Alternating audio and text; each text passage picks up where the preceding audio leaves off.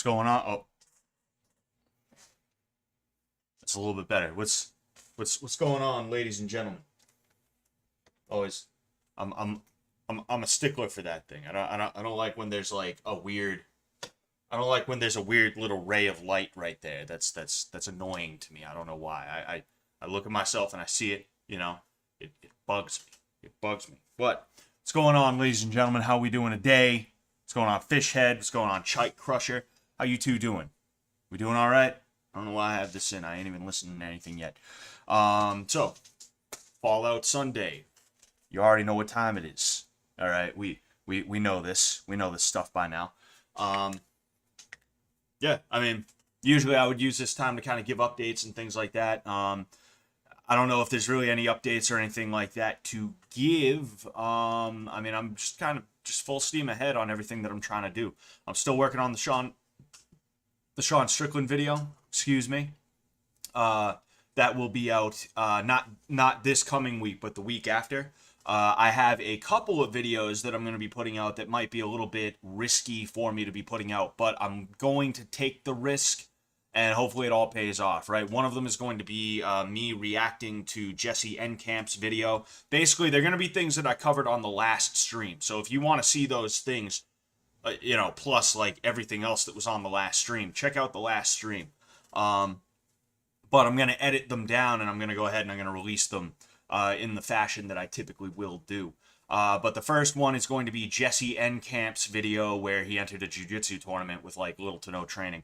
And then the other one is going to be me reacting to Rod Tang versus I almost said Lurdsila.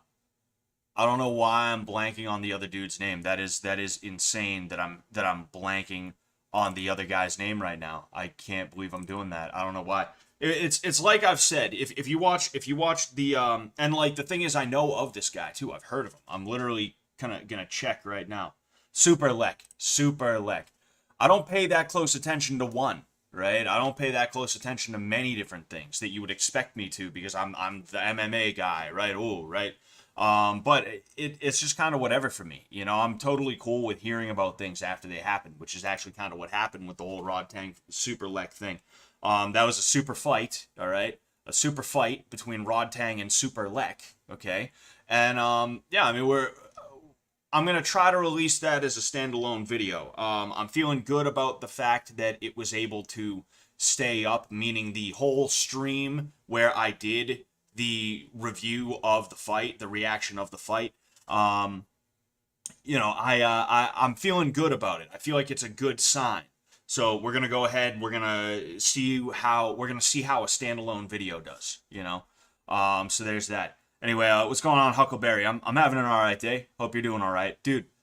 My place has mice in it right now, and it's crazy. Like I think a mother got in, right, and it ended up having babies because we have caught no less than 8 mice over the last week or so, and it's insane. And we were so desperate, right, to get rid of these mice that we bought glue traps, right? And I actually learned something about glue traps. You can actually catch a mouse in a glue trap and then free it from the glue trap, so it's not like inhumane and things like that. If you have vegetable oil or like canola oil or something like that, when it gets caught on the thing, right? You pour it on and you just kind of let it wriggle around, and eventually it's able to kind of unstick itself. And what I've been doing too is if I feel like it's necessary, I'll throw on some gloves and I'll just, I'll sit here and I'll just like pick at him a little bit just to try and help him out a little bit. And I won't say there's been a 100% success rate. All right, actually, about an hour before this, we had 2 mice that we caught, and one of them I was trying to help out, and he ended up dying. What happened, I would assume, is that because his face, like, basically, this was his face on the glue trap, right? He's just like, it's not working, right? So I have to pour the oil on the glue trap to get him to unstick himself. But the thing is, if I pour the oil on the glue trap, here's his nose, here's the oil, right? I would assume that could have potentially what it was. I'm assuming that is potentially what it could have been, but I'm hoping that well, I mean, it's dead no matter what. I don't think there's any use in hoping for anything. But um, he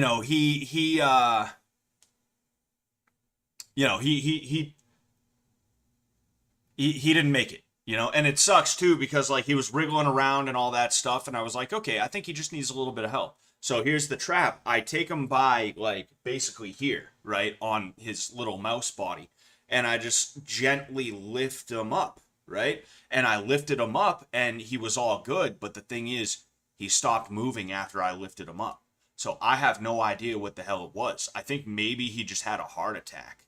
I'm hoping he just had a heart attack because that would mean like the suffering ended quickly, right? I would hope he didn't drown. I would hope I didn't accidentally drown him. That would feel really bad. Start smashing him. You see, that's actually why I started looking into ways to free them from the traps, is because we were so desperate to get rid of these fucking things that we didn't want to buy glue traps, but we were like, dude, there's no other way. We're just going to have to buy the glue traps. We don't want to have to pay a pest control dude who's going to tell us not to try and take care of it ourselves, even though it's a problem that could be taken care of by ourselves because his bottom line is affected, right? We're going to pay him hundreds or however much money, right? Or we're going to have other people coming into our place and stuff like that. Like, I wasn't trying to do that. That wasn't something I was really trying to do. Fucking bottom line, like we were desperate to get rid of them, so we were like, all right, whatever, we're just gonna buy the glue traps. And the first one that I found, I ended up killing. I just killed them. All right, I'll leave it at that. Right, I won't give you gory details. And I just felt so bad about it because, like, I'm not gonna lie, I picked up the trap, right, and I'm just kind of looking at him, and I can see in his eye there's tears. I shit you not. This mouse was crying. you know and I was just like that kind of broke me a little bit, man. I'm not gonna lie. Like I love animals. I don't like hurting animals. I don't like hurting anybody, right? I think it's stupid when people are like, well, I like animals more than humans, blah blah, right? I think those people are fucking annoying, but like I truly don't like hurting anyone, and animals are especially high up there because animals, we're finding out more and more that they're a little bit more aware than we originally anticipated, but they're not as, I guess, not as sentient as humans, They're not as self-aware as humans and things like that. And, it really makes me sad when I see animals in pain like that. Especially to see a mouse crying like that. It's like, wow, like I didn't know mice could cry. So to have to look this thing in the eye, I shit you not, I said a prayer before and after I killed it. I was like, God, please, if this mouse has a soul, if mice do go to some kind of afterlife, please let it go to heaven. Basically what I said, Um, yeah, that was kind of a sad moment. I went in and I took a shower after that, even though I didn't necessarily have to, because I kind of felt dirty. I'm not gonna lie. So that led me to be like, all right, how can you get them out of glue traps? And sure enough, the canola oil thing, the vegetable oil thing works, and it works pretty damn well, all things considered. And it's funny too because what happens is I pick them up and they start to panic, right? And then I bring them outside and I pour the oil on them, and they get out. And I don't know if it's just because they're so tired or something like that, but you would think they'd get out and then they'd be like, phew, they'd be gone. Nah, I had one chilling with me. There was a baby mouse just hanging out with me, trying to clean the oil off itself. I had to get him on his way. I had to be like, all right, come on, dude, go. You gotta go, bud. I'm sorry. Another one I got out a little bit later today. He ran into a corner and like he was stuck there, so I had to kind of guide him out of the corner. He ran into another corner. I had to guide him out of that corner and then push him in the direction he was supposed to go. Like, these mice are not as afraid of me as you would expect them to be, and I think it's because they knew, like, oh, like I was trapped and this guy put this shit on me, and now I'm out and he hasn't eaten me yet. So I think maybe he's a pal. I at least like to think that's the way that they think. I like to think that they're like, oh, that redhead wasn't such a bad guy. Oh. Um, da, da, da. I heard if you put cayenne or chili pepper along the ground at doorways and vents, it'll repel pests. Too spicy for those poor bastards. Yeah, that's not a bad idea. I might have to try that. You know, that'd be a quick and easy way to not have to deal with it anymore. See, what I think what happened is when we moved in, we may have ended up having a, there may have been an opportunistic visitor, an opportunistic squatter waiting in the wings for when we open the door to bring shit in. I have a feeling that's probably what happened. And it may have been a female mouse that was pregnant because we caught some ones that were about, like, I want to say, like, that big, right? Baby. Would you say the first mice we caught were about that big? Yes. Yeah. And then these new ones are, like, about that big, right? Yeah. Yeah. Like, the first ones we caught were, like, I want to say about that big, and then the ones we were catching now are, like, that big. So we think we may have caught the parents, and then we may have ended up, now we're catching the babies, I mean, fucking 8 mice in a week and a half, 2 weeks that's crazy, Sometimes they can break their own neck when thrashing in the glue. Probably freed him when he was already injured. Oh, man. I just hope he was dead. I just hope he was actually dead. I hope he wasn't just paralyzed or anything like that, You see, I originally anticipated that he had potentially, like, drowned, So I was literally doing mouse CPR. I was sitting there with him, like doing that, like pressing on his midsection, hoping that maybe there'd be something that would happen, but I knew it probably wouldn't happen, Pray for them rat bastards. Yes.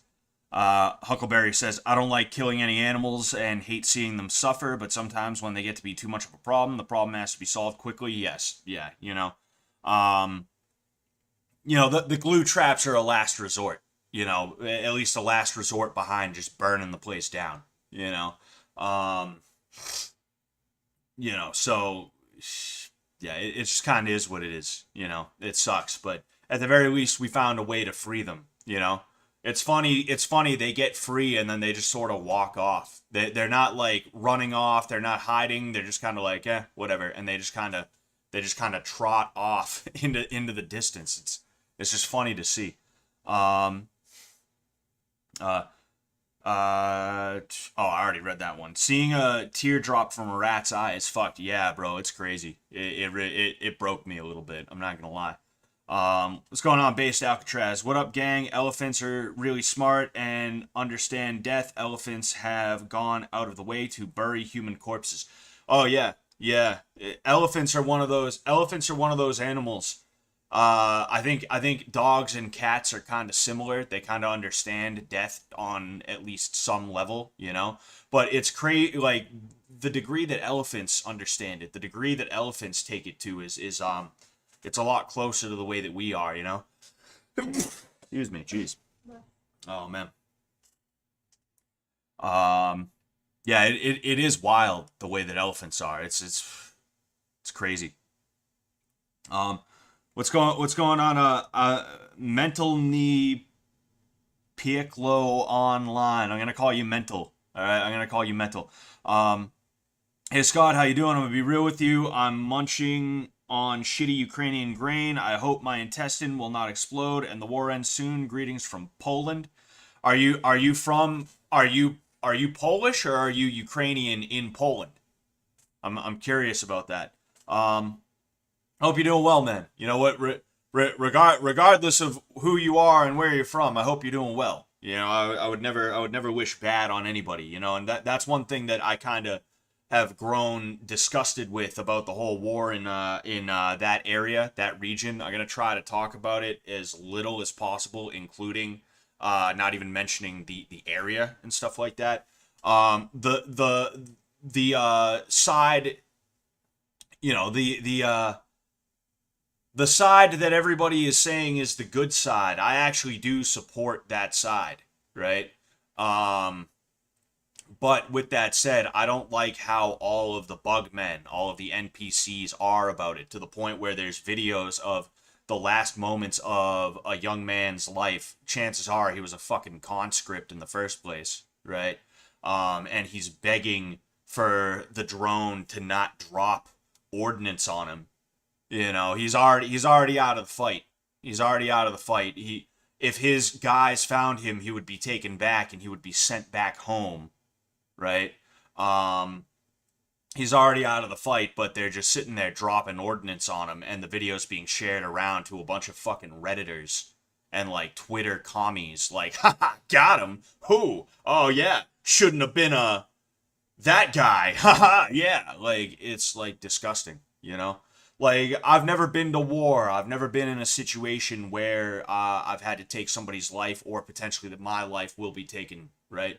Actually, nah. I'm not gonna qualify that. I'm not gonna qualify that. You know, there's a story I'll tell about a guy who, you know, tried to pull a gun on me once, but you know, I'll that's a Patreon story that I'm gonna tell, right? That's a story for the Patreon shill time. But I've never been in a situation like that before, right? But as somebody who has been in situations where it's either me or him, right? I've been in that situation multiple times now. I can tell you that at the end of the day, you have to act decisively and as violently as you possibly can, right? When it comes down to it, a battle is a battle. But a drone dropping shit on somebody is not the same as a battle. You don't have to act in the same way that you would if that guy was a legitimate threat to you or to somebody else, right? And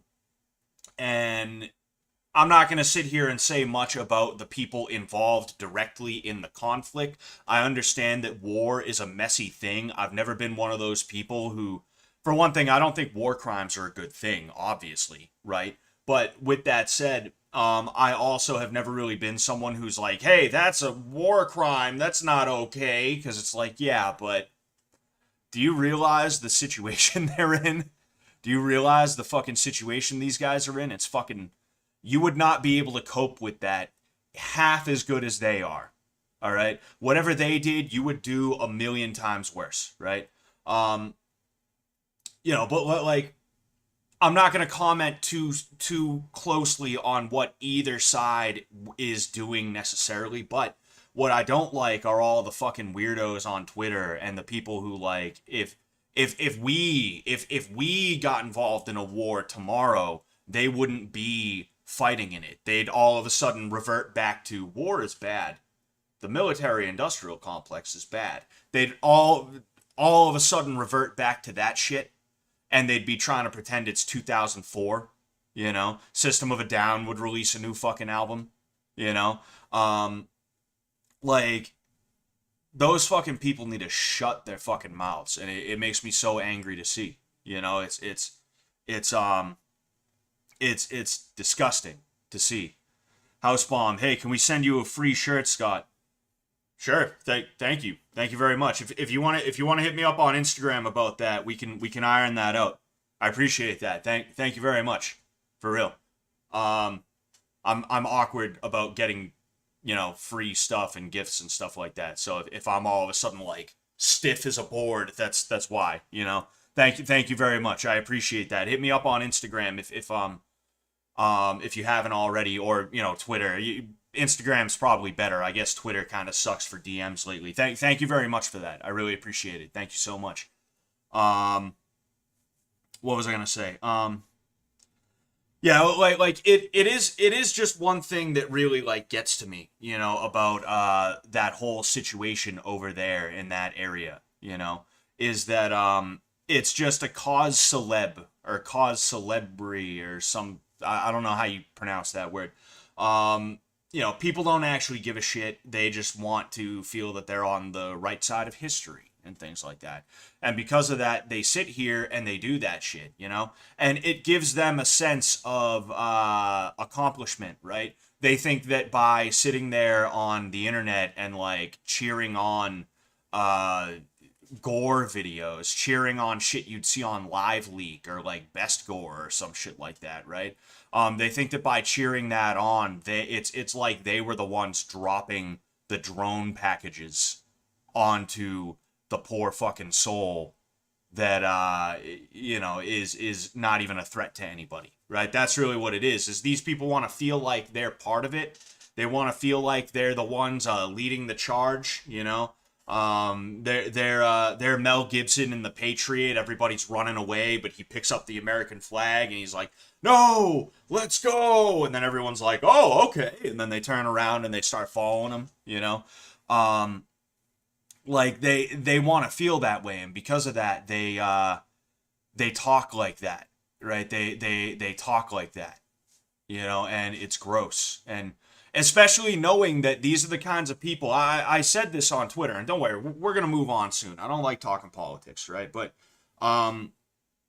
especially knowing, right? This is something I said on Twitter, that, like I said, if we ended up going to war anywhere, with anyone, for any reason at all, you would all of a sudden see these people who right now are all hurrah, hurrah, yeah, let's kill them all, right? These same people would then turn around and they'd be marching in the streets saying, "Hell no, we won't go." They wouldn't be the ones joining up. They don't have the fucking testosterone to spare, right? It would be people like me, people who are not pussies, people who, real men, And the thing is, I'm not gonna join up because I see what's going on. I'm not gonna join up, right? Technically, I was diagnosed with autism, right? I was diagnosed with autism early on, right? Now, do I believe in autism? Not necessarily, but I mean, shit. Technically, they can't take me because I was diagnosed with autism. So even if they were like, there's a draft, it's like, yeah, I'm developmentally delayed according to you guys. They'd be like, shit, all right, get the fuck out of here. And then who even knows, right? McNamara's morons, they might put me in McNamara's morons. You see me, the one normal guy in the fucking in the battalion full of fucking booger pickers. I'm just like, fucking shit, dude. Fuck. They're sending me on suicide missions.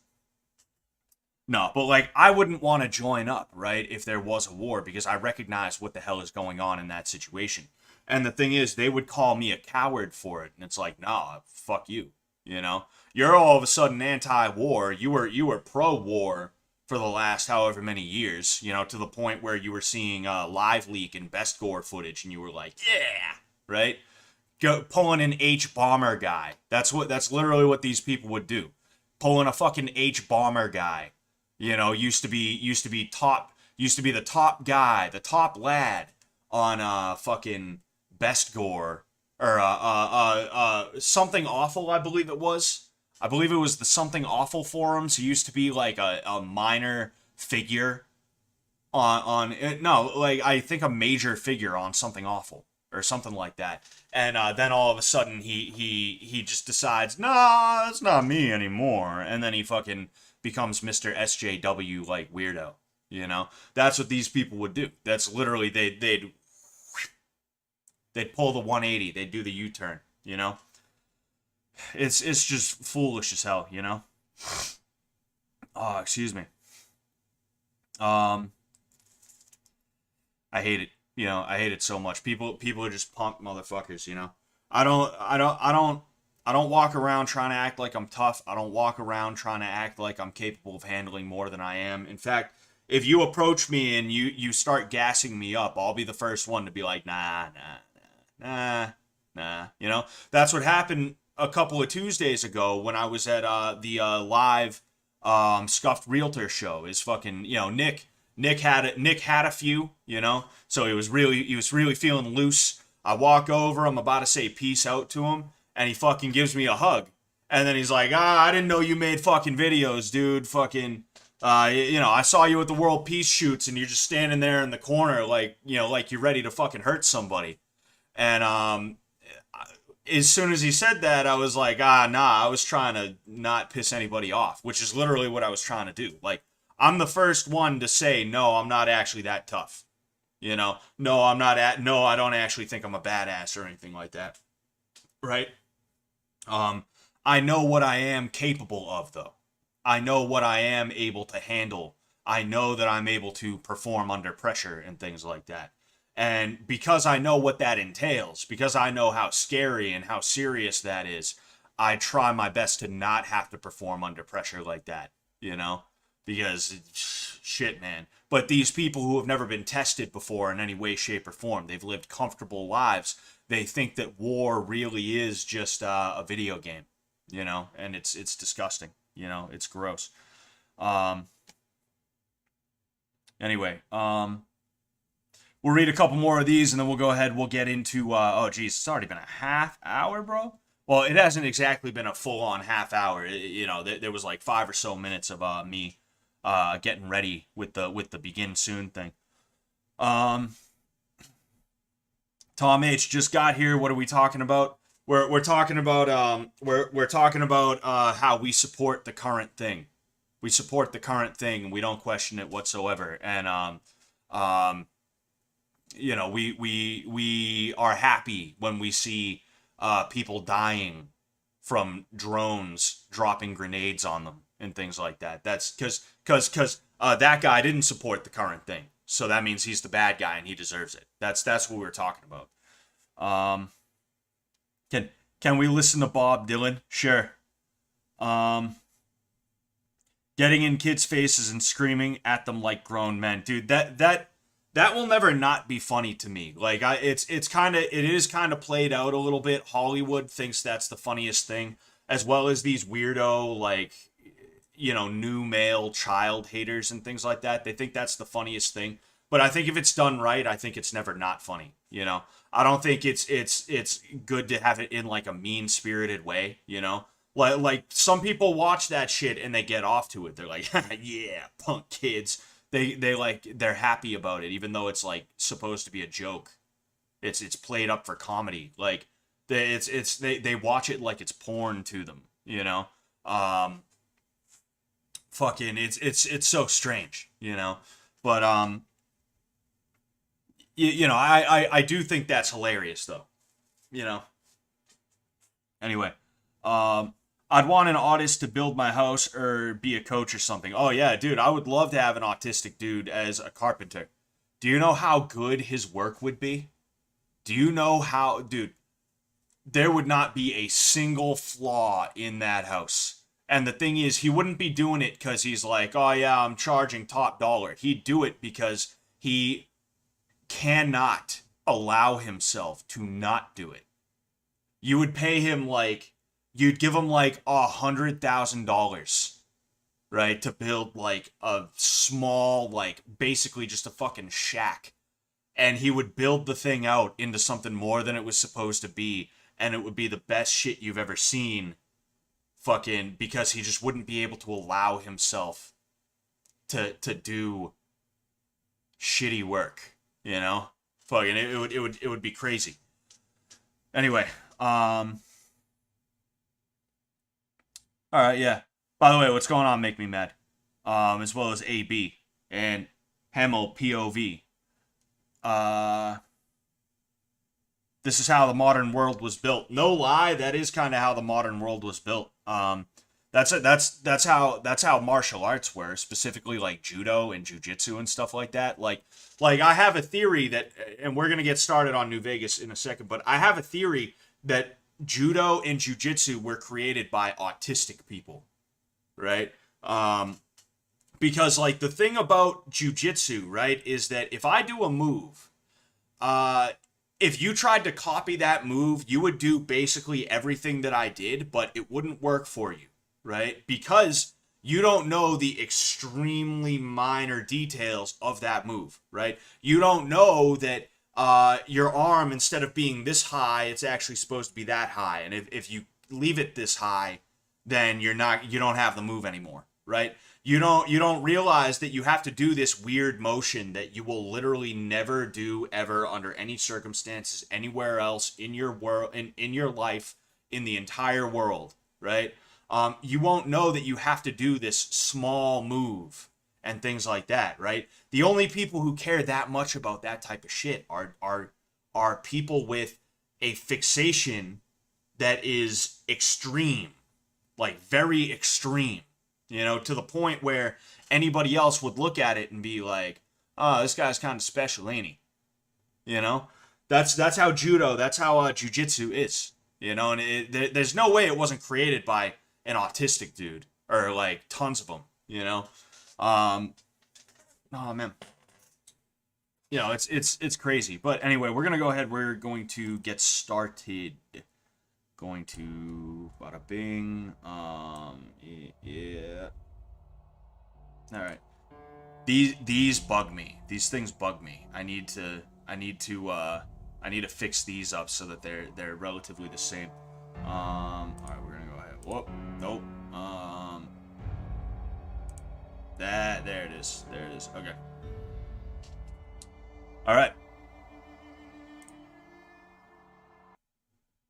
And here we go. So, I forget exactly where we were. I haven't been able to play video games that much lately, and it's kind of bugging me because like I'm like 80 to 90% of the way done with Fallout 1, but I just can't find the time to finish it completely, you know? And I want to finish Fallout 1 mainly so that I can say that I've played Fallout 1. I actually do enjoy it a lot, don't get me wrong, but I'm kind of looking forward to Fallout 2 because I know that there's going to be things that were improved upon from Fallout 1, right? But like, you know, like as much as I enjoy it, I forced myself to play it at first, right? For the first like 2 or 3 days that I played it, I was like, all right, this is, you know, it feels slow, it feels wonky, looks kind of janky, you know? I don't know how much I like this, but I actually enjoyed it a lot, you know? But I just haven't had the time to play. And because of that, also, like, I play New Vegas and then I forget about it. I forget where I even am. I forget where I even am half the time. Anyway. Yes. Fallout 1 ending goes hard. Yeah, I can't wait for... Oh, you know what I did? Oh, man. Oh, you know what I did? Somebody gave me $5 to kill an NPC. And I went back to Goodsprings and I killed Sunny Smiles because she was the first NPC that I saw in Goodsprings. So, there's that. We're, Oh, yeah, and then this fucking guy was still here. Alright, there you go. Okay. I guess that's that. Yeah, Joe Cobb is still here.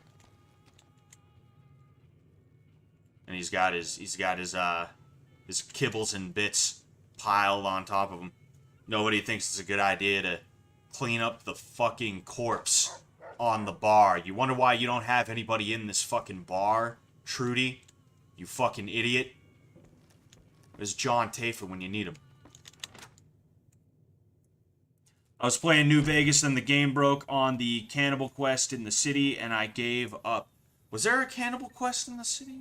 Oh shit. Damn.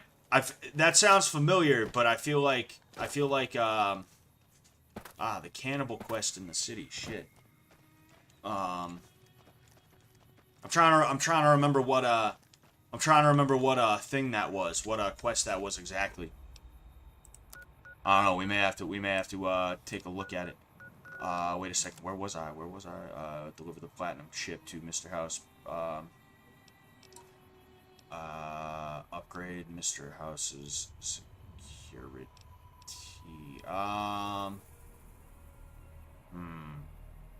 Okay. I want to see if I can do Cassidy Caravans again. Oh yeah, and then remove.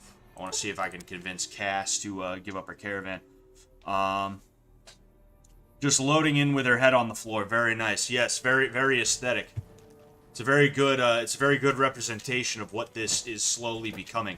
People paying me to kill random NPCs, and then I'm just like, all right, that's it. I'm out of here. Wait, where am I going? Game is like 15 years old now. Sure, everyone here knows everything exactly. Like, but there's so much stuff that, for one thing, you do miss small details. Like a Cottonwood Cove. I didn't know you could open up a tractor trailer that's like practically hanging off an overhang, right? And then a bunch of barrels will come crashing down, and it'll kill everybody in the camp. I didn't know that. I had no clue. That's only something I figured out on my most recent playthrough besides this, you know? There are small little details and things like that, but then there's also a bunch of details that you just kind of forget about, too. That's the other thing. Yeah, the Gamoras love salty beef, if you get my drift. Oh yeah, no. That's not Gamora. That's the White Glove Society. Yeah, you're correct. And in fact, you know what? We'll check out the White Glove Society next, regardless of if fucking ass if ass over here will sell her You shit. come around like a bad habit. What's on your mind? Look, I just Yeah, shut the fuck up. Hey, there we go. that's a good point. It's the caravan clearance that's got me stuck here. I'm sure this bar's getting tired of propping me up. Give me that paper. I'll put my name to it. No sense trying to hold the past between your fingers when it's nothing but dirt. All right. There you go. Caravan's yours. Feel kind of relieved, actually. Guess I didn't realize how much I was carrying around with just the name. 'Cause I've got heartaches by the number, troubles by the score. Yeah, I don't give a shit about you. Every day you love me less, each day I fuck your mom. Alright, let's go.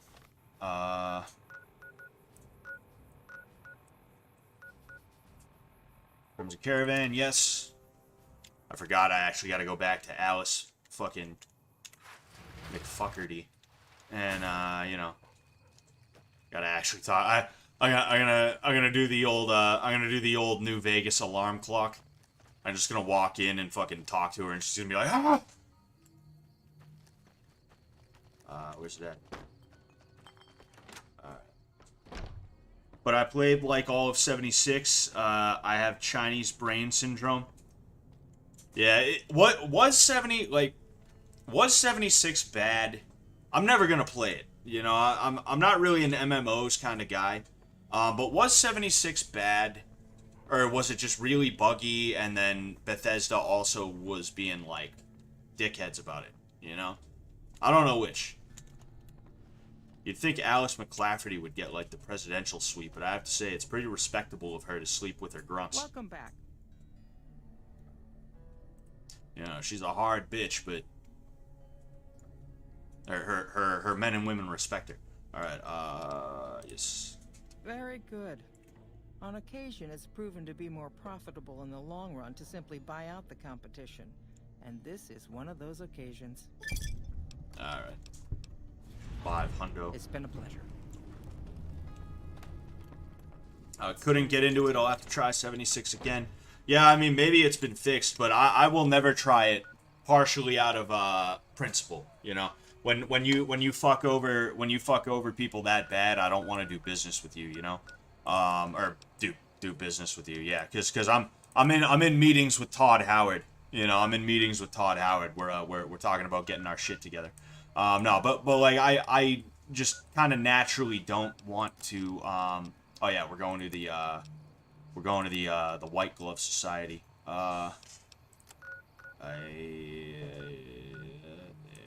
Actually, let's go to the gun runners and see if they got my scope yet. It was only fun because I was with my friends. Ah, yes, hanging out with the boys can make even the worst of times the best of times. Do you wish to purchase something?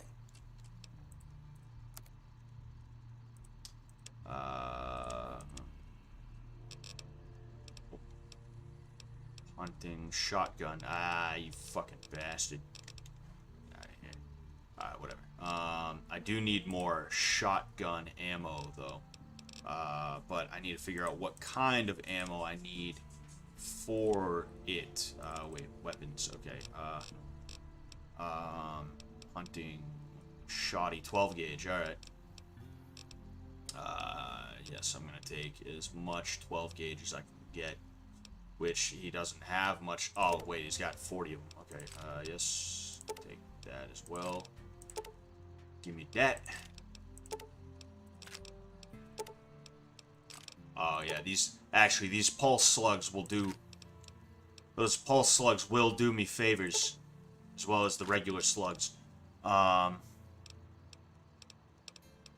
Yeah, mercenaries grenade rifle. I can sell the other grenade rifle because I can't use that to repair the regular grenade rifle. You know what? I'm thinking I'll keep one of them. Sell that. I like to keep the first pistol from the game, the original 9mm. Feels nice.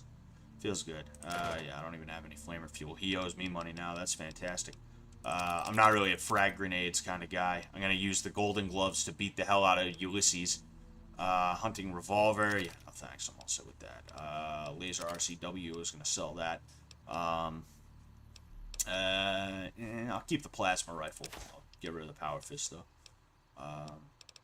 I think I'll get rid of the sturdy caravan shotgun. Actually, man, I feel like I should, but I don't know. I'm gonna do it. I'm gonna do it even though I feel bad about it. Man. Shit. Fuck, dude. Alright, metal armor. I don't like heavy armor. Spacesuit. I forgot I was carrying around the spacesuit. Caesar's armor. I'm gonna dump some of this shit too as well. Let's go ahead and you can take that. Oh, nice. Sweet. Come back and see. Oblivion is like top 3 games of all time for me personally. I agree. I haven't played Morrowind, and I feel like that's another game that I'm gonna have to force myself to play. The way I understand it is that it's kind of a slow start as well because of the way they did the combat. You know, but like, I feel like if I force myself to play it, I might actually really enjoy it. But I do feel that Oblivion kind of hits that sweet spot between normie and not normie, I guess, whatever you would call it. Where, like, yeah, sure, there's quest markers and things like that, but, like, the quests are imaginative enough. It's not just all fetch quests and shit like that. Like, the Dark Brotherhood quest for, the Dark Brotherhood quest for the Dark Brotherhood quest line for Oblivion was probably one of the best quest lines I've ever seen in a game. It's probably one of the best sets of missions or quests or whatever you would call it in a game that I've ever seen. I love the hell out of it. Oh, man. I really get into it. I have a good time with it, you know? Beg your pardon, but could I trouble you to turn over your weapons? Yeah, man. Fuck it. My deepest apologies for the slightest inconvenience. You have my assurance that everything will be returned upon your departure. Why do you have a But double we chin? simply can't have anyone waving their weapons around in the hotel. Why do It's you not the why do you look atmosphere so we wish like to weird? Why do your eyes look so weird? Please. They're like Enjoy your stay. he's like looking at you like that. It's like strange. Alright. Farewell. As a man of God, how do you feel the relationship between man, God, and the Satan is? Bryce Mitchell level war against Satan, or more like Sandbox style, just do what you will and see how you did? War against Satan. You know, the Bible is very clear about that. Satan, look, people say that Satan, right, some people try and say that Satan is actually an agent of God, and that, like, Satan is actually part of the good guys. He's just a tempter to see how you do. If you actually do love God and things like that. I don't believe that, right? Because for one thing, it's very clear that Satan refused to bow before God. Satan was prideful and felt that he would be better than God. He would be a better God than God, so he got cast out, right? His motivations for what he does is all egoistic. It's all prideful, right? It's an attempt to try and get at God because he personally cannot do anything to harm God, right? So it's spiteful. You know, it's literally just spiteful. Satan is spiteful. And because of that, even though Satan exists with God's permission, right, and Satan does fill a role in God's plan, that doesn't mean that Satan is actually part of the good guys or anything like that, right?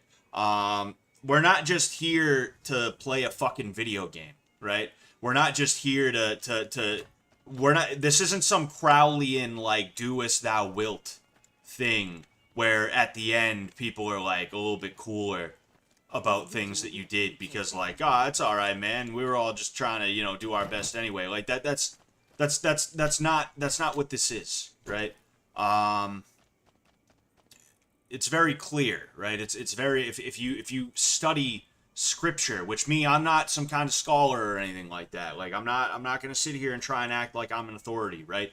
There's a reason why I don't argue with Jay Dwyer when he when he starts talking about Catholics. It's because he would blow me out of the water because he probably knows more about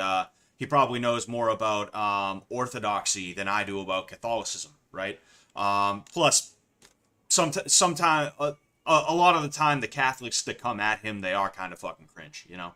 Plus, I don't think it's a good thing to argue with other Christians, even if they are ortho bros, right? Typically, I don't. I will take a shot across the bow every now and again. But regardless of that aside, right?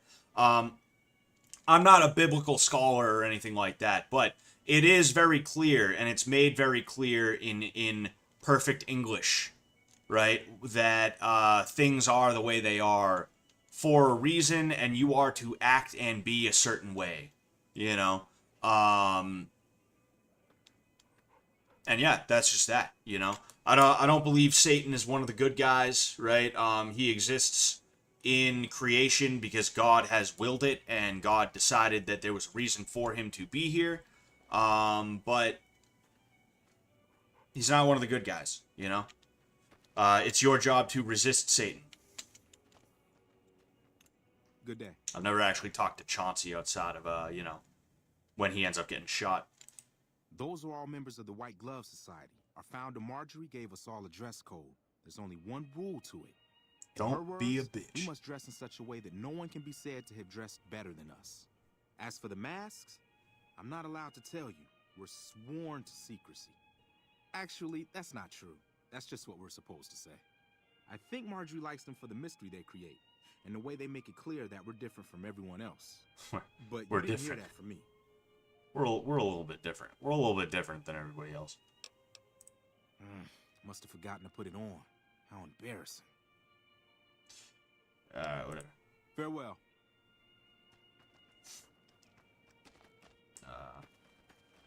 All right.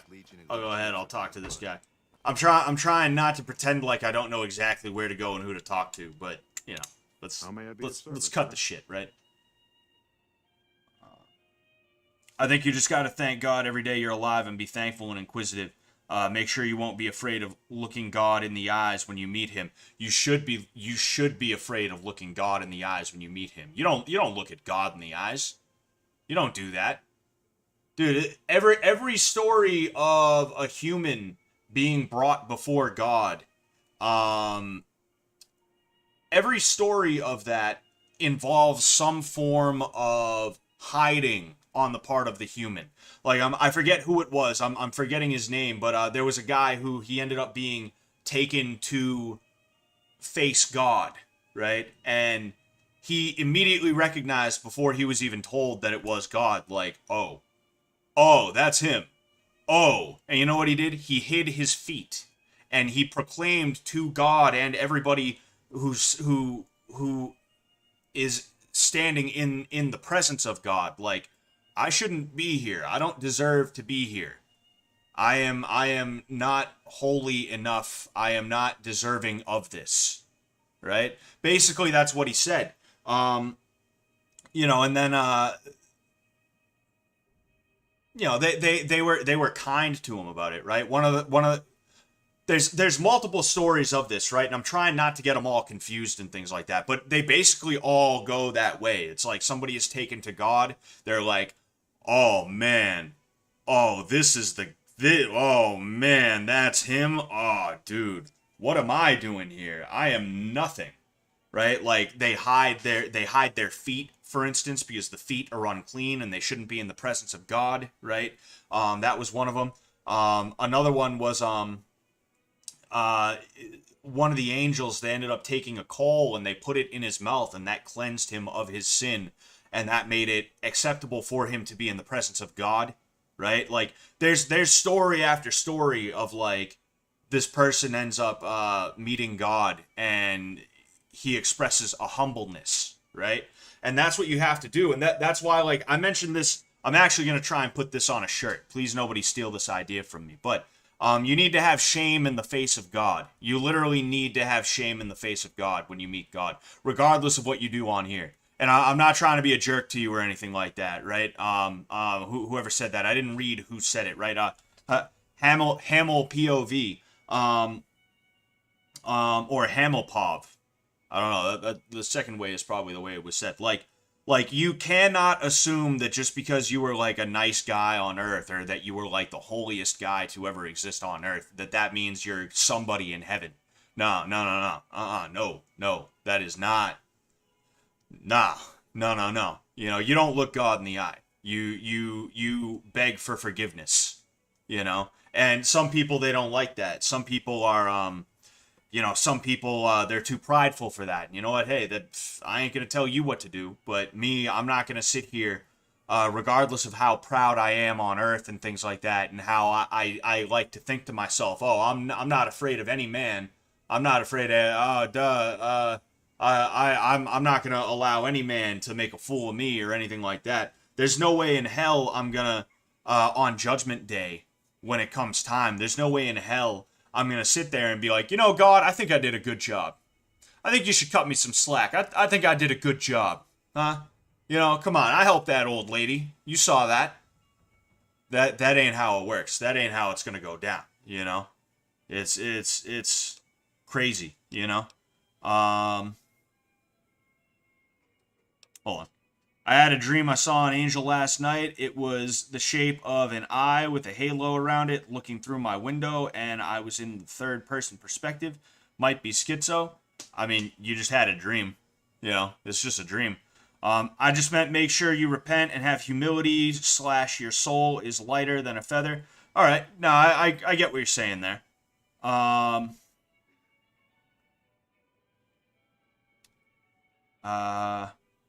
I like the recent martial arts video. Thank you, Midgrave. I really appreciate that. I hope you like the ones that I have coming out in the future as well.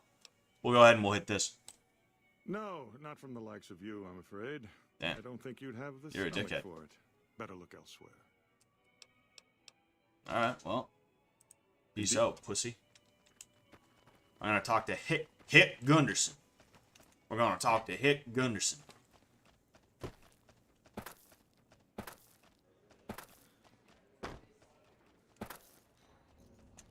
There we go. Beg your pardon, stranger, but I'm looking for someone. You ain't seen a young man with dark brown hair and a white hat on lately, have you? Nah, I'm a good boy. Ain't nobody got one darn piece of news about my boy. Not one lousy speck of information. Ain't got one Brahmin unaccounted for across a dozen ranches. But I'm here for an hour and my own son just up and disappears on me. Made me a special arrangement with the hotel. They want to do business with me, they got to play by my rules. A lot of people out there resent success. Might want to take a swipe at me. This makes them think twice. If I'd have been thinking, though, I'd have had him watching my boy instead. Then none of this would have happened. Lying is a sin, don't do it. Midgrave, how to stop smoking? Just stop. That's literally it. No, I understand it feels harder than it actually is, but like, take 3 days off from work, okay? Take 3 days off from work, all right? 4 if you need it, okay?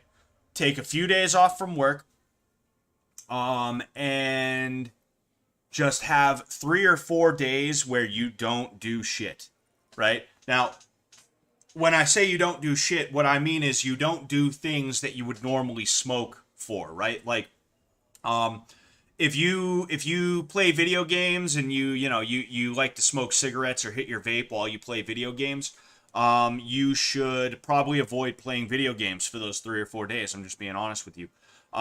If you smoke or vape at work, that's why you're calling out of work, is because you won't have those stressors, or not calling out, but you're taking a couple of days off, right? You won't have those stressors that make you want to smoke and things like that.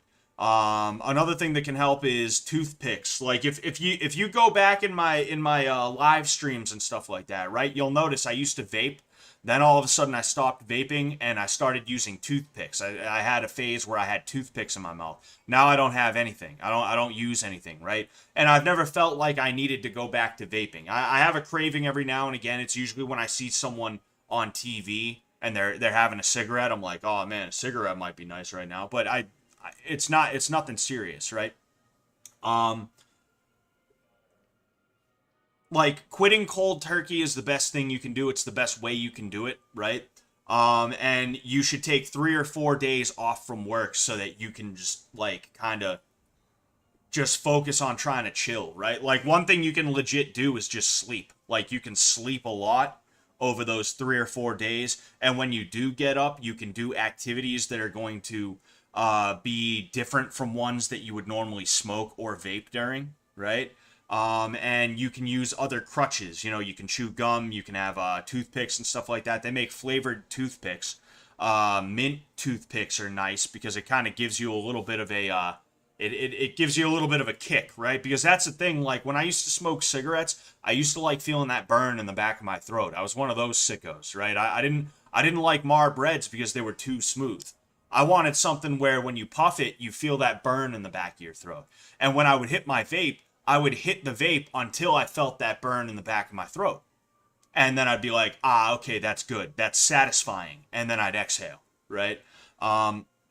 So like having something that kind of gives you a bit of a kick, right, can kind of be a bit of a substitute for whatever you like to smoke for. If you're one of those people who likes to feel the burn, or if you you just kind of like the head high that you get, or that you don't get a head high from cigarettes and vaping, you know, after a while, but like you do get a slight head high, a slight buzz when you first start. But like I'm just trying to think of something that could be comparable, because I know not everybody likes to feel the burn, you know. So, but bottom line, like it's good to have those things. So like, don't think of it as like, I just gotta fucking man up and do it, because what's gonna happen is you're gonna go to work, you're gonna get stressed, and you're gonna be like, fuck, I want a cigarette. And you're gonna get a cigarette, right? Either that, or you're gonna get pissed off, and you're gonna be snappy with somebody. You're gonna be snippy with somebody, and you never know. Your boss might be trying to quit cigarettes too, and he doesn't just sit there and take it. He's like, oh yeah, Houlihan, oh yeah, that's how you really feel. Yeah, you want to take this outside? You're fucking fired. Like you might get someone like that, right? Take a few days, all right? I know it's just cigarettes. People are like, it's just cigarettes. You know, it's not like it's heroin or anything like that. But, like, try to avoid catastrophic things, and also try to avoid, like, quitting for a day and then a day later, because you're so stressed from work, you buy a pack again, right? Like, treat it like it's something serious. You know, treat it like it's something that you need to take a few days off for. You know, if you have the ability to. There's nothing wrong with that, because on the other side of it, you're going to be like, wow, that was nice, you know? And that's what happened with me. I got a little bit of time off for Christmas, right? You know, my work gives me a little bit of time off for Christmas every year, right? Because the work slows down. And I had like a little bit over a week off. And I was like, all right, you know what? I'm not gonna fucking vape anymore. I'm not vaping anymore. You know, and sure enough, for 3 days, I just didn't fucking vape. I went to the gym, I think all 3 days, if I remember correctly. But that's because I don't vape at the gym, right? It's not something I do. You know, after that 3 days, it was fine. I will say that I did get a slight headache for a day or two, but it wasn't like a bad headache. It was just enough as to where I knew it was there, you know? And if I really didn't feel like doing anything, I just wouldn't do anything. I'd just sleep. I'd just try and sleep through it all, you know? Because it's that first 3 days. Everybody says it's that first 3 days, right? That first 3 days is the most important. And then after that, the nicotine has basically cycled out of your body, and you don't actually have physical cravings anymore, which is true. The headaches and like wanting to vape and things like that, it happened for 3 days. And then on the 4th day, I was like totally fine. And by that time, I didn't even want to vape anymore. Like I decided I was going to quit, because I was like, you know what? I'm fucking done with this vaping shit. I'm done with it, you know? So I didn't have a moment where I was like, yeah, I made it 3 days. Let's celebrate with a cigarette. You know, that's literally something that happened to me a couple of times. I'd try to quit cold turkey, right? Back when I was smoking cigs, and I'd get like a few days in, maybe a week in, and I'd be like, yeah, dude, all right, I'm doing it. It's happening. I want to celebrate. You know, I think I might just buy a pack to celebrate. I'm sure it'll be fine. I'll buy a pack and I'll smoke the pack and then I'll just be done with it again and it'll be all good. It'll be all good. Nah, it's not all good. You buy one pack telling yourself you're going to celebrate your not smoking with smoking, right? You know,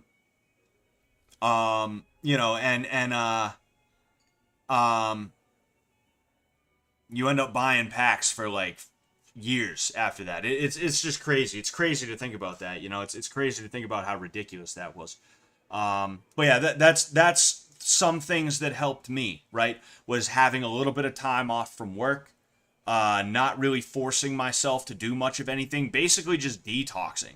I treated it like a 3-day fucking detox, as though I was coming off of like fucking heroin or alcohol or something like that, and it worked, and I'm all good now, you know? Thank you, John Smith. Yes, I would really appreciate everybody if you would like the stream and also share it to anywhere you feel would be appropriate. I would really appreciate that. What's it called? Do you have any advice for someone who finds it difficult to fall asleep? I just have many racing thoughts. I try not to drink sugar before bed. Well, that is one good thing. They say stay away from phones and shit like that, but we all know that's bullshit. Everybody is like this. Everybody is like this all day and night from the moment they get up to the moment they fall asleep. All right, that's like that. If you want to get rich, buy in bulk bullshit. That's that type of advice, you know, where it's like we all know nobody's actually gonna fucking do that. That's stupid to even suggest that. All right, but one thing that I do that kind of sort of helps sometimes is I shit you not, like, and this is very juvenile, but I'll think up stories in my head. I shit you not. Instead of thinking about whatever racing thoughts I have, because I feel you, you know, the way my mind works. I won't say that I have racing thoughts necessarily, but when I start, it's hard for me to stop, and I'm going from one place to another. It's like, you know, you guys have noticed it on here, I'm sure, right? I start topic A. By the time I'm done with the rant, I'm all the way at topic, like, fucking Z. You know, that's just how I am. You know, you can tell yourself bedtime stories in your own head. Like, legit, that's something I do, you know? Regardless of what kind of story it is, you know? You know, like I said, it's a little bit juvenile, a little bit autistic, so I don't want to go too much into what I'll tell myself if I can't sleep and I need a little bit of an aid or something like that, you know? But like if watching movies, for instance, isn't like something that really helps you out very much, if you channel your racing thoughts into thinking of like a story, like, oh, excuse me, this isn't one that I'll tell myself, but like, I was climbing a mountain and I saw a goat, and the goat was stuck, and I got the goat out, and it turns out National Geographic was there, and they filmed me, and that picture won the Pulitzer Prize. I think I think they do pictures. And I'm famous or whatever, like some shit like that. Just distract yourself with something, right? You know, it helps me a little bit, right? It helps me a little bit, right? I would tell one story, then put another one on top, then add another, and it'd freak me out. Yeah, you just can't help but like steer into a negative fucking spot. You're like, oh, I won the championship game. Oh man, dude, we're all going to celebrate. My crush is there, and she's telling me good job, and she totally has always had a crush on me. Oh my gosh. And the bus crashed. Everybody's dying except me. I'm the only survivor. Fucking. That'd be crazy. Could try a biphasic sleep pattern too. Nap during the day. I wonder how those would work. I wonder if those would work. Anyway, I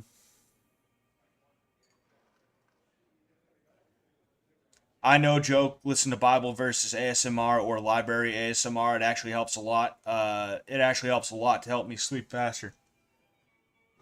Oh, man. I might need some of that. That's also another thing too you could do. Like you could listen to ASMR like bedtime stories, like I shit you not, you know, and just really focus on the bedtime stories, you know. Me, I tell myself bedtime stories, you know. But like I'm sure ASMR bedtime stories wouldn't be a bad thing. You know, I listen to ASMR too, right? I like ASMR, it's nice. Ephemeral Rift is pretty great. I like Ephemeral Rift because he doesn't take himself too serious. He isn't, you know, he's a funny guy. He has fun with it, you know. He has a manly ASMR, among some other funny ones they're funny. You know, I like Ephemeral Rift. Please get a CPAP if you have any sort of apnea. Yeah, that's a good thing. All right. Yep, got a whole mess of Brahmins to my name. Bighorners, too. Used to just have the one ranch, but land was easy to grab before the soldiers moved in. Before I knew it, I was running one of the biggest ranching operations east of California. Now, everywhere I go, folks I never even met shake my hand and call me Mr. Gunderson. Don't quite know what to make of that. Hamilpov says, I used to get it all the time when I was a kid where I'd hear other people's voices in my head when falling asleep. That's actually... Oh, yeah, you said it yourself. That actually is, like, a normal thing. Like, I didn't know that, and, like, it happens to me sometimes. Like, sometimes I hear what sounds like someone in the distance yelling my name when I'm falling asleep, you know? And it scared me at first, because I was like, fuck, am I going crazy? But no, it's actually, like, a normal thing, I guess, you know? Which is pretty crazy to think about, you know?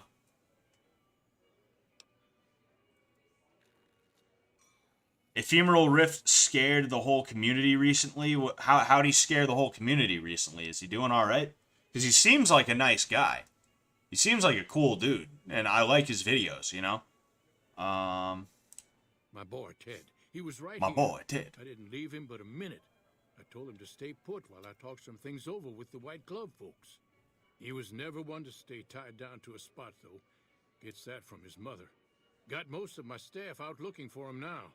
I'd be out myself, but I keep hoping he'll show up back here. Of course, if he does that, I'll whoop him till his skinny hide turns to leather for putting me through this. But that don't mean I wouldn't be grateful. I'd be more than happy to have you. Heck, I'll hire anybody with a pair of legs and at least one good eye at this point. There'd be a lot of money in it for you if you can get him back to me safe. And if he ain't, you can bet I'll pay for the names of the sons of bitches responsible. Alright. That's what they call themselves, the folk that run this place. They're the ones dressed all fancy with their bow ties and shiny dresses. Some of them got masks, too. Real hard to trust folks like that. A couple of them show their faces, and that's who I do my business with. I don't talk. They probably do that on purpose. I'll be here. Alright. Going on, Booney, baby. How we doing? Alright, the White Scrub Society. Man, I wish Lord Miles wasn't kidnapped right now. Yeah, I hope he's doing alright, you know? I'm hoping that they'll let him go and that they treated him well as a spiteful gesture, right? Of like, you guys think we're evil, but we're not. And it's like, yeah, I don't think you guys are the best. I'll be honest with you. I don't think you guys are the best guys, you know? I don't think anyone over there in that country was exactly the greatest. And I don't mean on an individual level. I'm sure there were some really cool individuals over in Afghanistan, right? But when it comes to groups of people and stuff like that, I don't think anyone was really a good guy over there, right? When it comes down to it. So like, even if they were, like, cool to him, it's like, I know you were only doing that because you're trying to earn, brownie points, you know? You only did that because you knew people would be watching, and you'd be like, you see, we aren't the bad guys, here he is, and he was treated well, you shouldn't have been so mean about it, you shouldn't have assumed the worst, right? Like, I don't like when people do that shit. They know they're being watched, so they do the right thing, and then they act like they deserve a fucking medal for it, you know? But like, I am hoping that that's what happens with him, is that he was treated well and he gets let go, and everything's all good. Everything's a-okay, you know.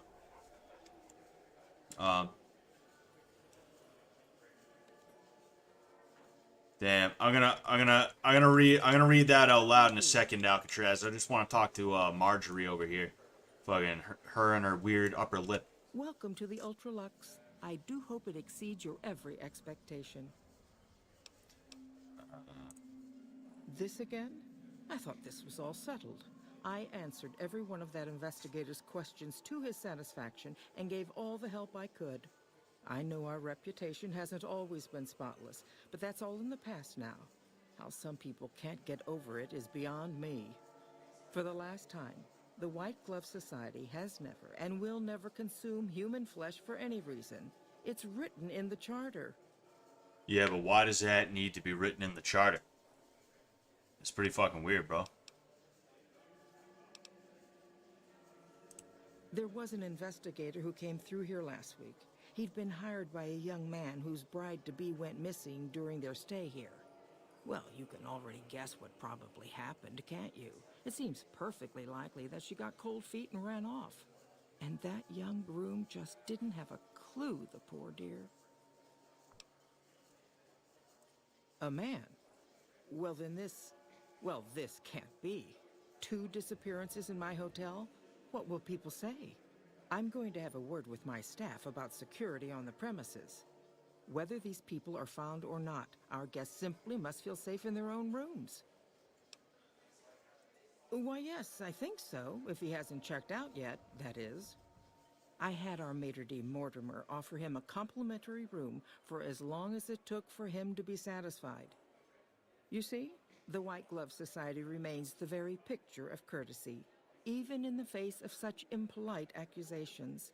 We have nothing to hide here. Yeah, sure, bitch. Now, didn't I already tell you that we don't do that sort of thing? We do not engage in cannibalism here under any circumstances. Though we haven't always been the White Glove Society. There was another time, a dark time, when we went by a different name. But that's all changed now. We've evolved past such base impulses since settling into our new home. I've seen to it that those days are behind us. You disgust me. How dare you say such a filthy thing in my establishment? I ought to have you arrested. You'll kindly mind your tongue, or we shan't speak any further. Alright. Ta-ta. Fucking bitch. Anyway, Ephemeral Rift put a video out talking about what he will and won't miss when he's dead and gone, and then disappeared for a whole month, but he's back making videos. Oh yeah, he did that on purpose. He was having a good time with that. He was messing around. Shut up, you fuckhead. Anyway, you see, this is what I'm talking about. I waited months to get in here, but the This place fucking isn't idiot. nearly full. You think the waiting Anyway. list is just... Fucking sitting here on the strip in his suit, like, our Rangers, the guys who actually know how to fight, they're gonna beat everybody up. Anyway, yeah, he definitely did that as a joke, though. Fucking Ephemeral Rift. There's no way he meant anything by that. How may I be of service, sir? Nah.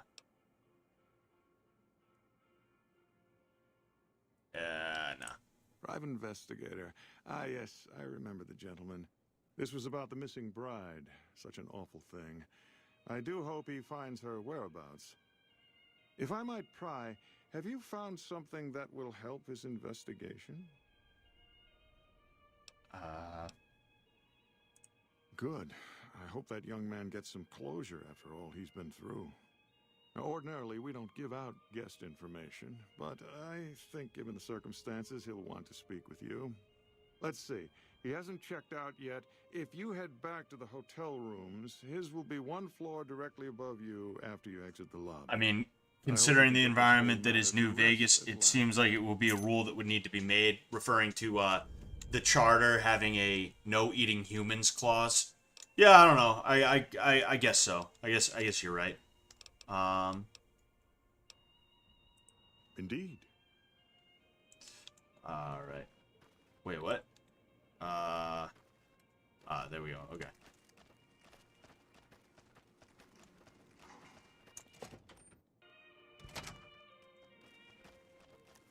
All right.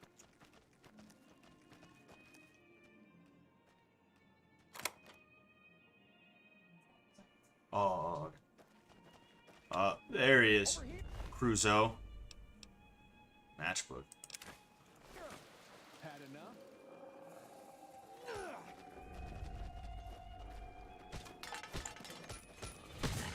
Point. Alright, we're gonna go ahead. Take that bad Larry.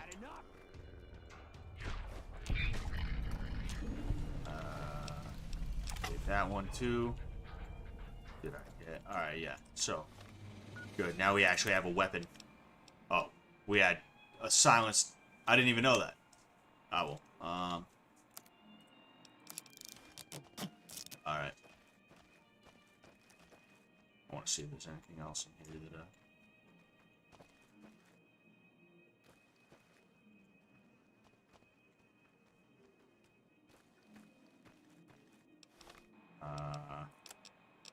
Slanes. No, that would be in data. Steam room, 4 p.m. Okay. Where the hell's the steam room, though?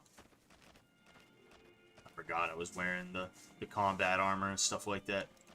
You'd be crazy to put Shut your up. money on either side of the...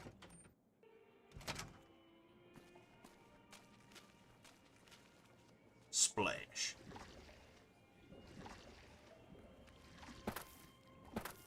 This is the steam room? No, that's the casino floor. That's the steam room right there. What's going on, Rocky? How you doing, man? We're gonna go ahead. We're gonna meet a love interest in the casino, in the steam room. All right. Wait. 5:04 a.m. Okay, so we will go. I believe it's 11. Yeah.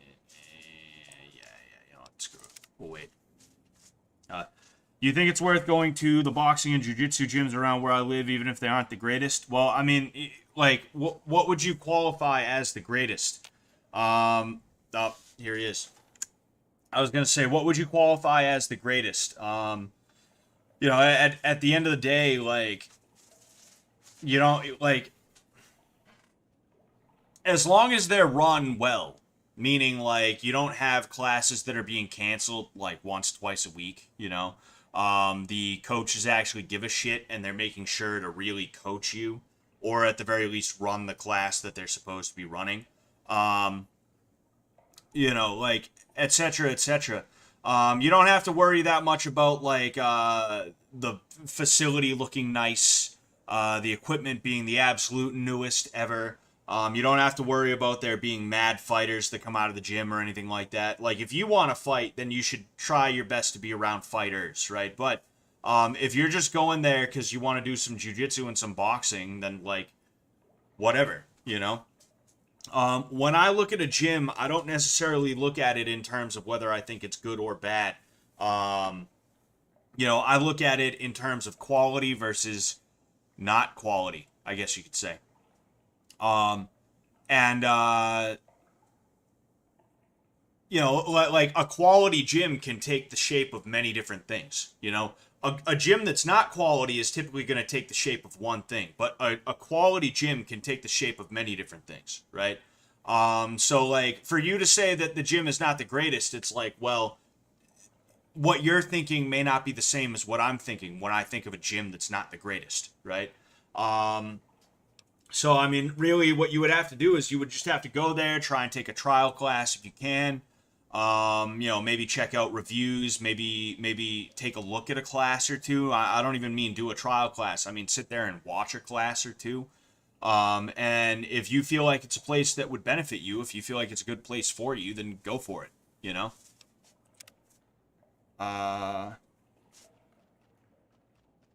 What's going on? What's going on, Holy Clown? How you doing, man? Alright, let's talk to Chauncey over here. Who are you? You spoke to me earlier, you fucking idiot. Matchbook? What about the man I gave it to?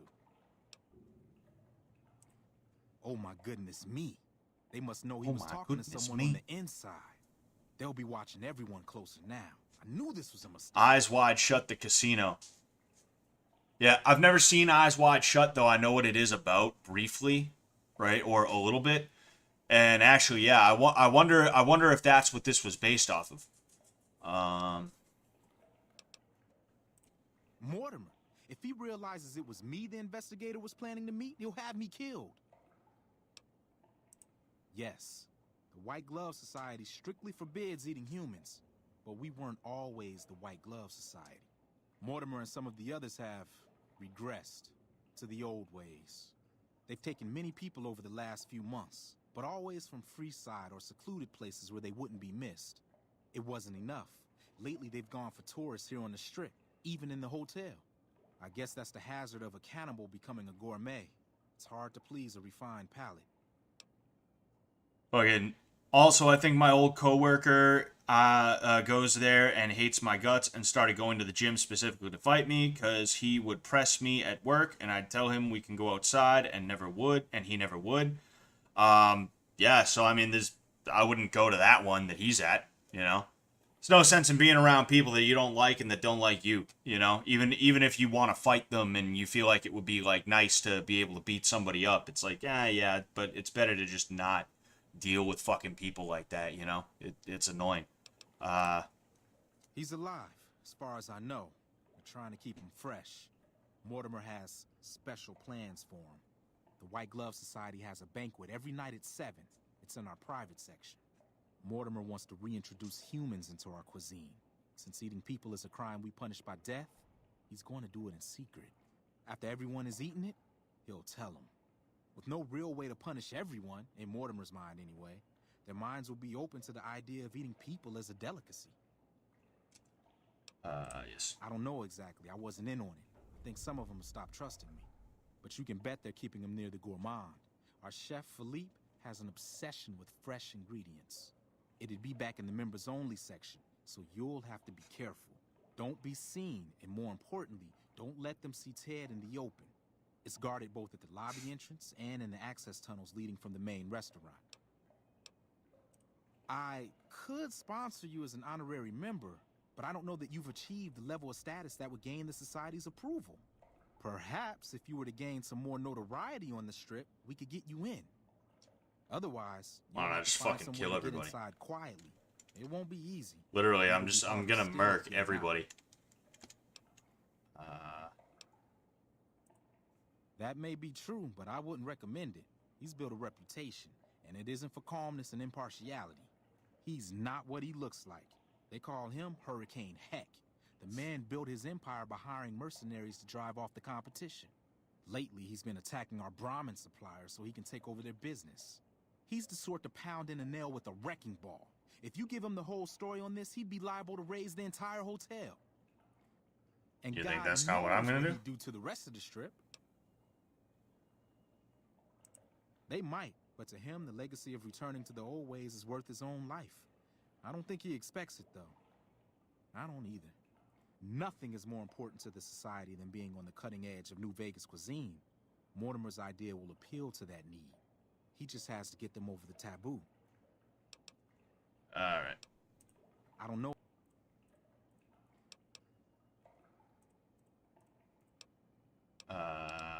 Yeah, you know what? I'll ask him that just to be sure. Well, they'll all be sampling pre-war wines before the meal. Maybe it's as simple as drugging them. Although that wouldn't stop any future kidnappings. You'd have to expose Mortimer, but he's going to confess anyway. What if his revelation were a lie? What if no one had eaten human flesh but him? If you could somehow replace Philippe in the kitchen and serve a convincing substitute instead, you could walk Ted right through the middle of that room after Mortimer speaks, and then he'd have some explaining to do. Philippe has been trying to approximate the taste of human flesh for years. He must have a recipe somewhere. Alright. Peace out, dude.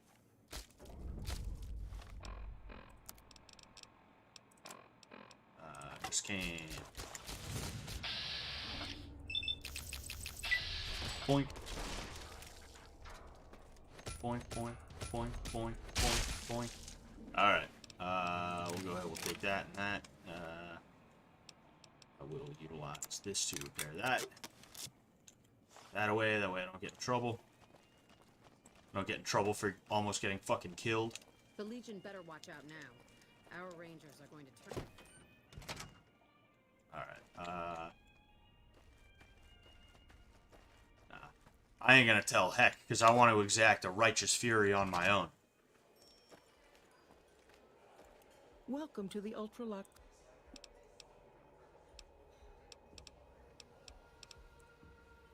Why, yes, of course. The White Glove Society is the most exclusive club in all of New Vegas. Perhaps the entire world. It's only natural that you'd need a sponsor from within the club who can vouch for your good name. Originally, we didn't allow anyone else in, you see. Founding members only. We thought exclusivity would make us the envy of everyone who's anyone. And it has. But then I had the idea to allow honorary members. Lower in status, naturally, but it just makes people want to be us even more. And the right people could certainly do wonders for our image. Celebrities, philanthropists, we want only the very best. I'm afraid you are a relative unknown. Certainly not the caliber of person we would consider for such an honor. Not yet, anyway.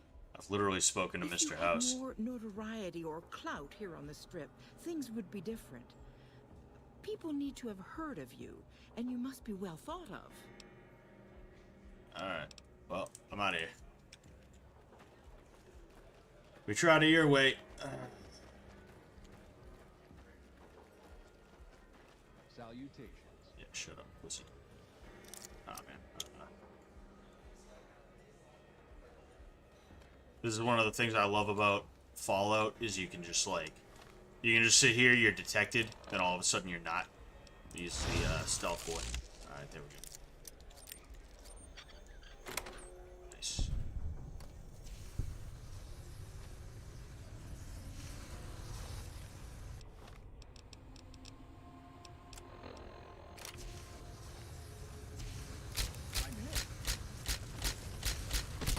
You like that? I do.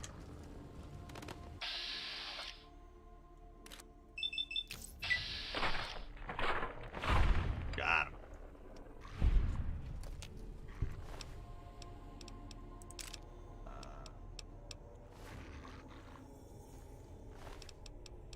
Yeah, no, I'll take the flanker just cause.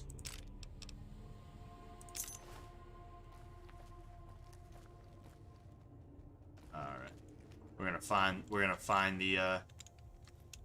the chef and we're just gonna fucking murk him.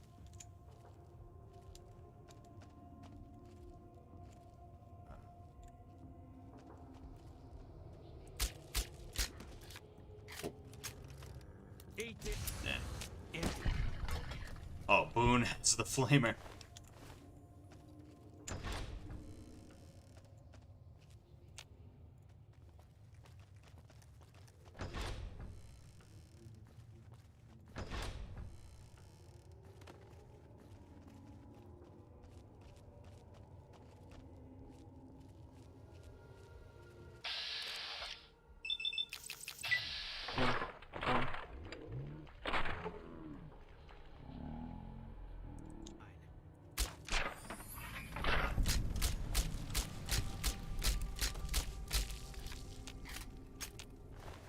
Alright, there we go.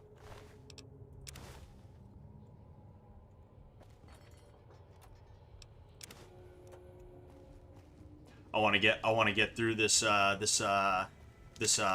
whatever it's called.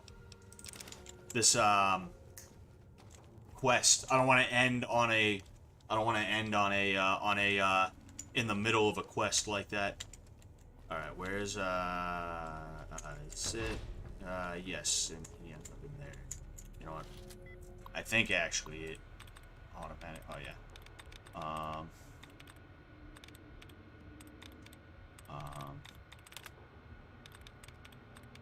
Removed. Somebody reminded me of this last time.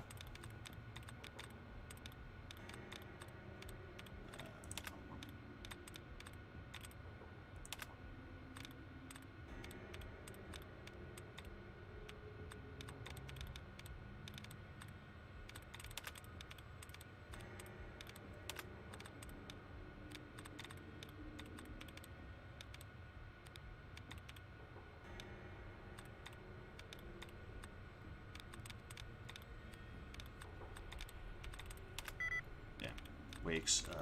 Notes. Damn. Fuck it. I think I can just open up the door. Yeah, I can just open up the door. Fuck it. I wanted to mess around a little bit, My but daddy's gonna kill all you bastards. My daddy sent you? my God daddy damn sent it. you. I almost died in here. What the hell took you so long? It's just one damn hotel. Who did this to me anyway? They hit me over the head before I got a look at them. Alright, let's go.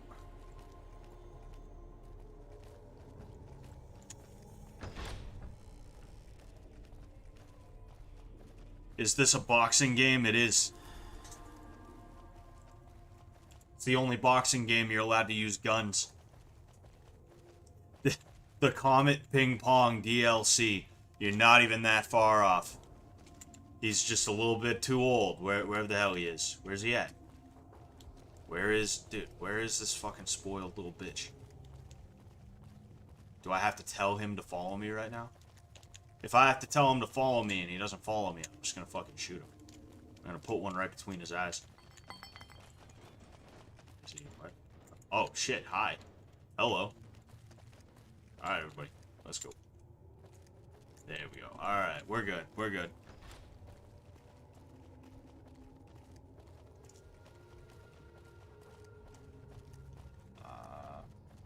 Oh yeah.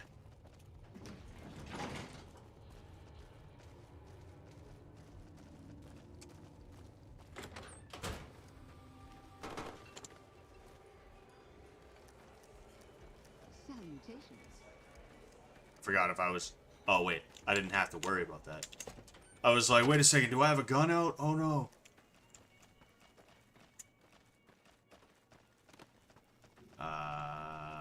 Yes, here it is. Okay.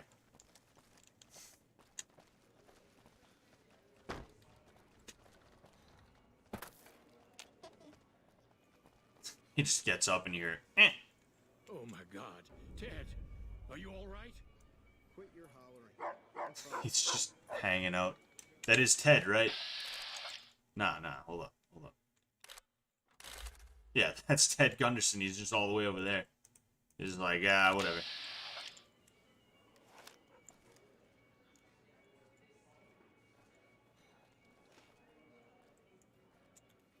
You got me my boy back. I got no words. Now, I hope you didn't do no harm to whoever's responsible for this. I want to skin their hides myself. Well, that does it.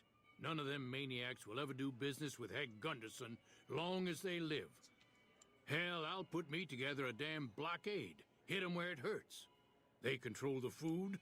Well, there ain't gonna be no food. Not for anybody in this whole damn town. It's a goddamn monument to inhumanity.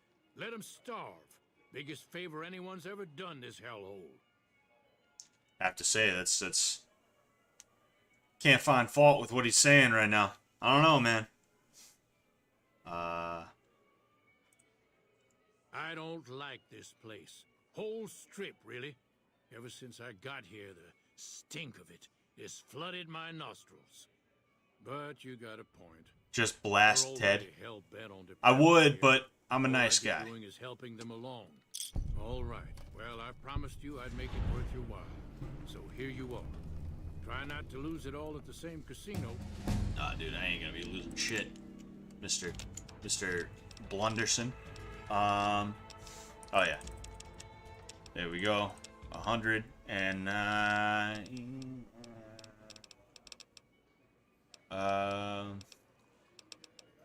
Whatever. I guess I'll be a smooth talking idiot.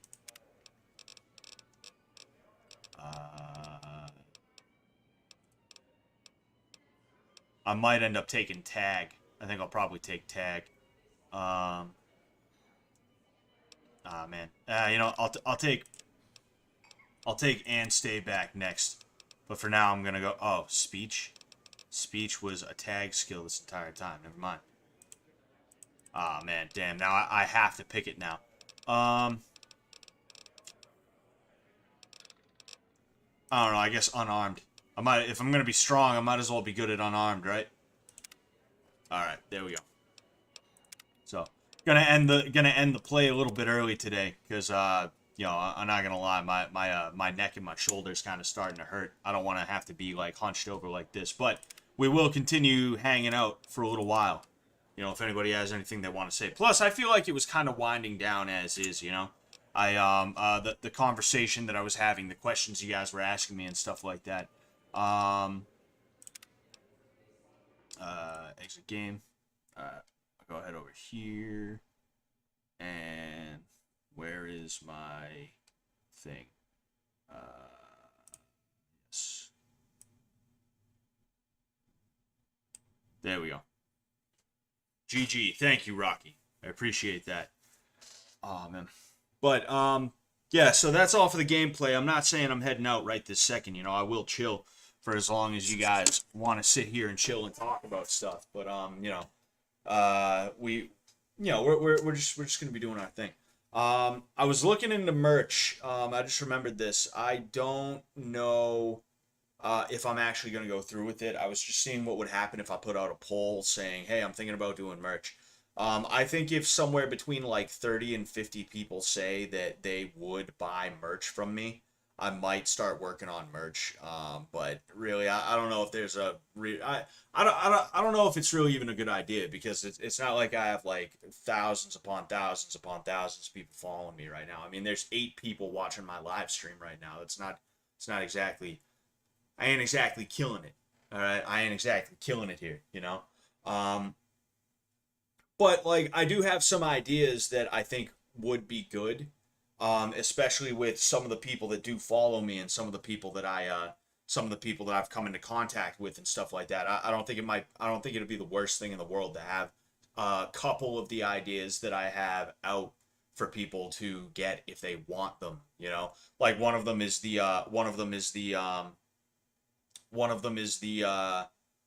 shirt that I was talking about, Shame in the Face of God. I want to do something with that line.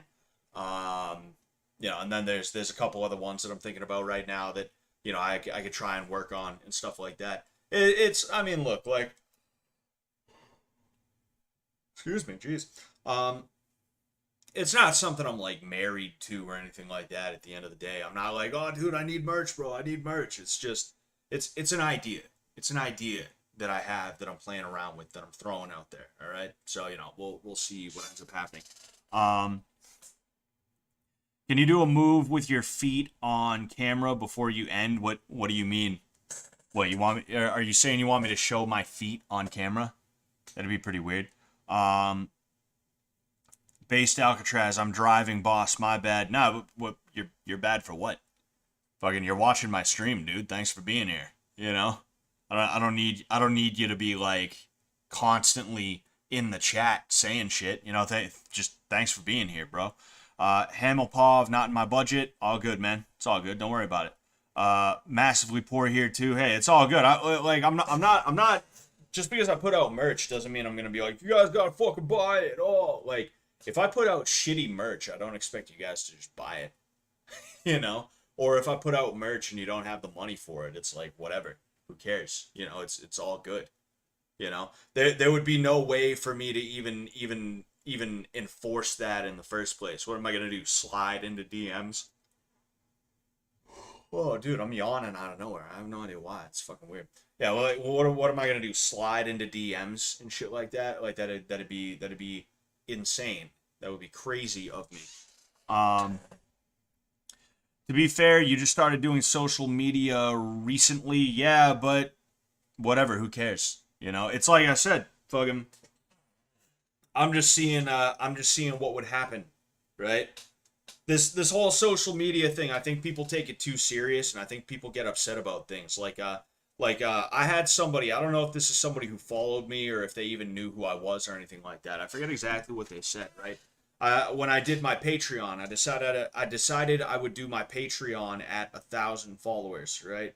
And somebody, when I ended up sharing it, a person was like, you probably should have an audience before you try to monetize it. And it's like, who gives a fuck? Like, what does it matter? Why do you care that much as to where you're going to be like, I don't know if that's a good idea. You know, like this fucking guy, who doesn't even follow me, by the way. It's some fucking weird, like, some dude who's apparently from fucking Tajikistan. You know, it's like, who even are you? Why do you care that much about what I do?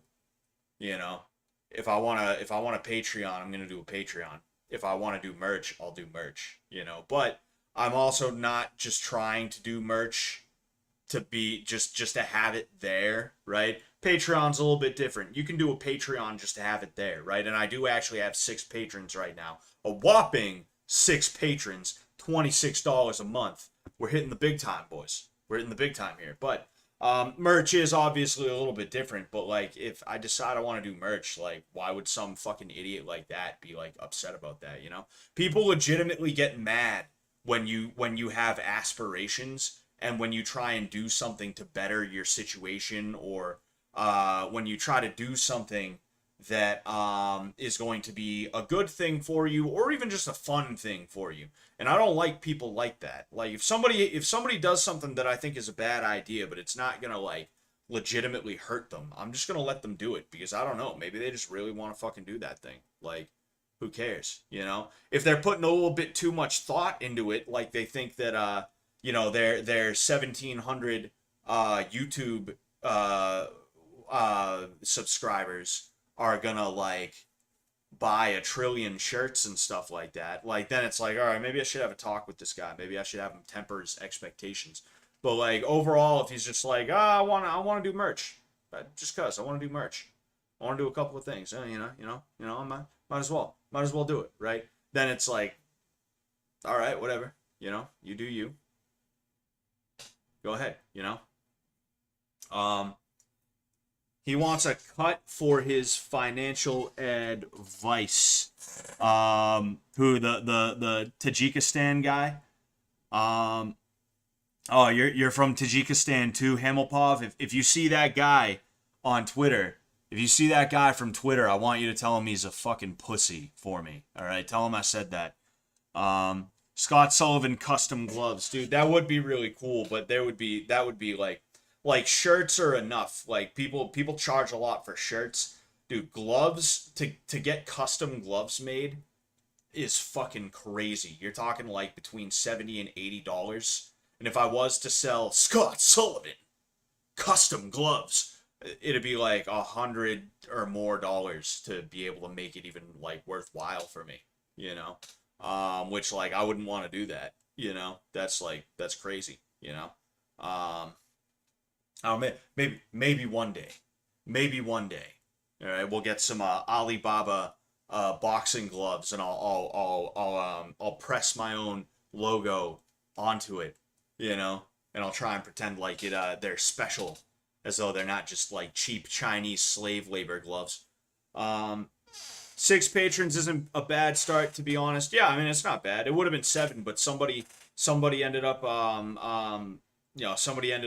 withdrawing their patronage. So, you know, I gotta hunt that guy down. I gotta hunt that guy down and make him pay for it. That means 2 things. No, I mean, shit, dude. When I did a Patreon, I figured it was just gonna sit there idle forever. But no, like I immediately got patrons, and I get a new one every now and again, and I'm like, oh shit, this is fucking great, bro. Nice, you know. It really means a lot to me that there's people out there that are willing to actually pay for my stuff, even if it is just $5 a month. I have a feeling a couple of those patrons subscribed and then they just forgot about it. I have a feeling that's probably what happened. And if they do remember, they'll probably be like, yeah, I don't watch his stuff though, so I think I might just take it away. Like that's probably what's going to end up happening at some point. Knock on wood, you know. Don't want that to happen, you know, but I'm also not going to be like upset if somebody does, you know. At the end of the day, it's your money, you know. It's your money, you know. You do what you want with it. Do they have McDonald's in Tajikistan? Do they have McDonald's in Tajikistan, Hamilpov?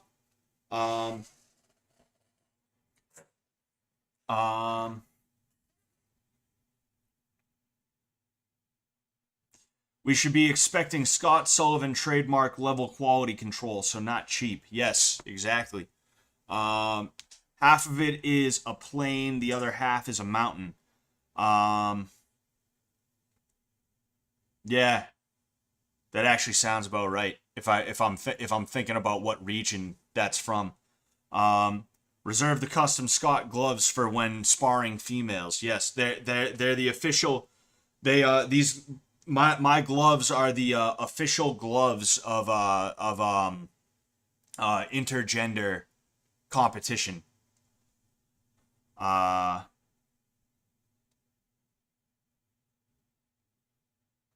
Anyway, so yeah, there's that. I don't know. Maybe I'll do some kind of merch, something. Who knows? Whatever. You know, it doesn't really matter that much at the end of the day. I'm just kind of, I'm winging this whole thing. You know, I have a plan for some things. Other things, I'm just like, fucking whatever. I'll just, you know, I'll do it when and how I feel like it. So yeah, there's that. We'll keep on going. The video that's going to be coming out tomorrow is most likely going to be the reaction to Jesse Encamp's jiu-jitsu video. And then later this week, if that goes well, it will be the Rod Tang versus Superlek reaction as well. And you know, we'll do our thing. Next week, meaning the week after this one, will be the Sean Strickland video. And then we're going to go ahead, we're going to see what ends up happening.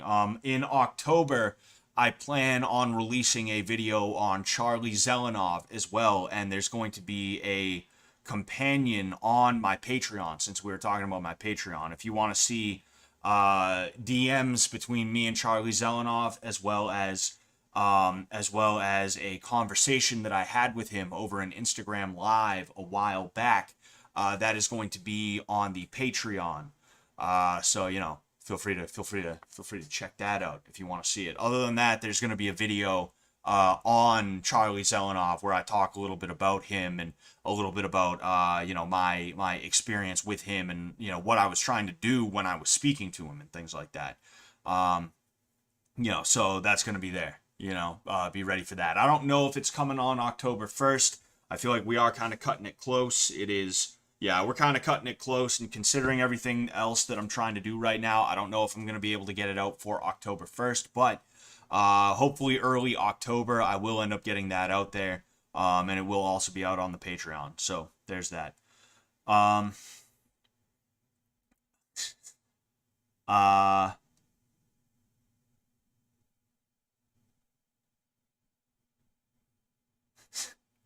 JC Pliskin says they should have a speaker inside of them that makes a cartoon sound whenever they hit something. Dude, that would be fantastic. I would love to build gloves like that.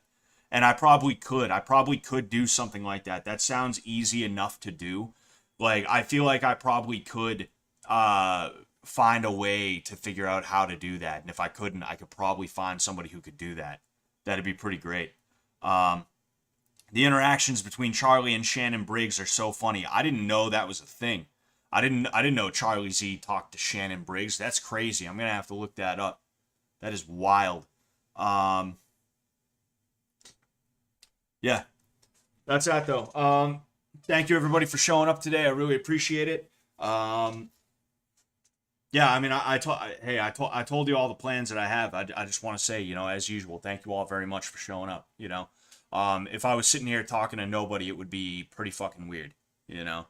It is nice to have some people who chill here with me, and they, you know, they all, you know, you guys say things in the chat. It'd be even weirder if I had people watching, but none of you ever said anything in the chat. That would be a lot weirder, you know.